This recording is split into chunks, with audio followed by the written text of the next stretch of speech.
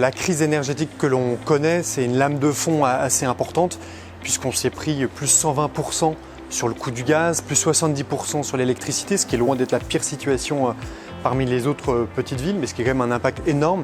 C'est plus 400 000 € dans un budget de charge à caractère général qui est en gros d'1,3 million, 1,4 million.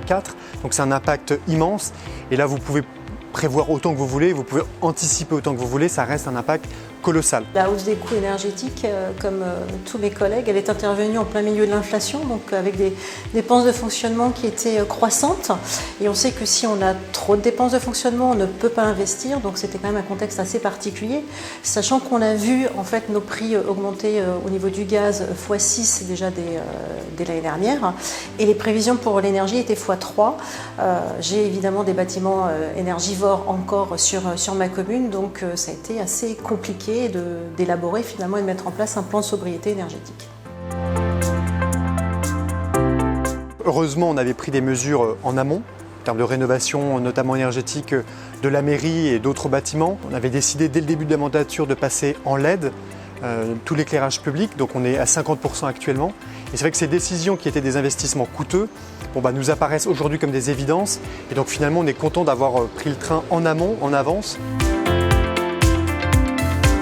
J'ai un exemple en fait très flagrant, c'est que finalement la hausse des coûts énergétiques, ça revenait à me dire est-ce que je poursuis ou pas la mise en place de mon service périscolaire. C'était exactement le même montant. Et quand on sait aujourd'hui le besoin d'avoir de services en proximité et un service périscolaire, se dire est-ce que je paye mes dépenses d'électricité, de gaz, ou est-ce que je continue à avoir un service périscolaire, c'est une question qu'on ne devrait pas se poser en fait, tout simplement. On est obligé de s'imposer des économies, soit de rééchelonner des projets, donc ça c'est un enjeu vraiment de chaque instant pour effectivement essayer de garder malgré tout une capacité d'autofinancement, aller chercher des financements partout où on peut, donc évidemment le fonds vert ou d'autres dispositifs.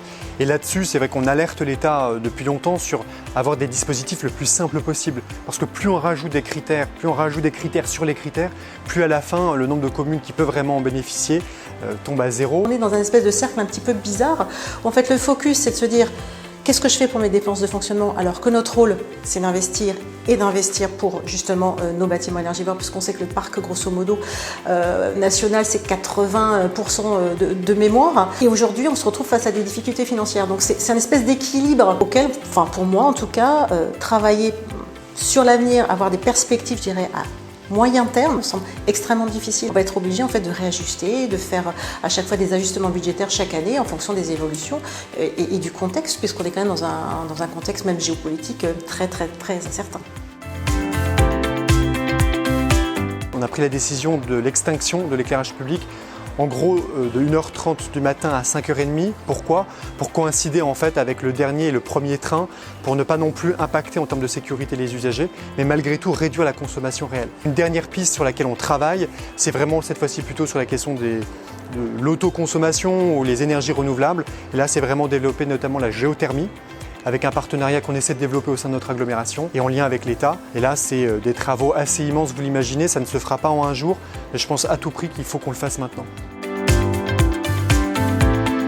L'Association des petites villes de France a été extrêmement efficace au sens où avant même l'explosion de la crise énergétique, on avait déjà interpellé en janvier de l'année dernière, donc 2022, sur la problématique qu'on voyait monter parce que les petites villes sont directement en prise. C'est souvent des villes-centres en zone rurale ou des villes périurbaines, donc on a été directement impacté.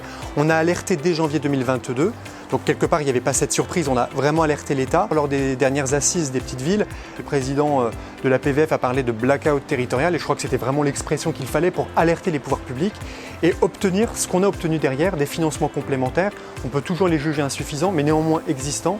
Et je pense que c'est à ça que sert la PVF. Au niveau de la PVF, il faut continuer à jouer un rôle d'alerte, comme toutes les associations d'élus. Il faut à un moment donné que nous soyons entendus en tant que maire, face à nos difficultés, face à ce contexte. Il va falloir continuer effectivement à remonter les manches et à dire que nous avons aujourd'hui besoin de solutions concrètes pour faire face à la hausse des coûts de manière générale et à la hausse des coûts énergétiques.